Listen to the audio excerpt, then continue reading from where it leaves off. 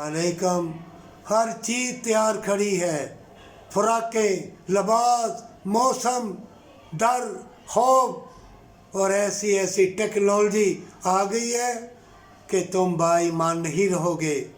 وہی با ایمان ہوگا جو اللہ سے با ایمان ہو کے ہمیشہ کی جنت کے لیے ملاقات کرنا چاہتا ہے، اور وہی ایمان والا ہوگا جو اللہ سے گر گڑا کے ان فتنوں کو، ان مکار بے حیا لوگوں کو دیکھ کے اپنا دفاع کرتا ہے، اپنے آپ کو بچاتا ہے، اپنی نظروں کو، اپنے دل کو، اپنی زبان کو، اپنے کانوں کو بچاتا ہے، اور اس میں اللہ کی یاد ڈالتا ہے۔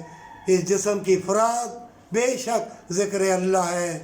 یہ دنیا میں تم ہمیشہ کی جنت کے لیے آئے ہو، اگر فتنوں کو دیکھ کے بچ گئے تم ہی جنتی ہو، تم ہی مومن ہو، تم ہی درویش ہو، لیکن بچنا محال ہوگا۔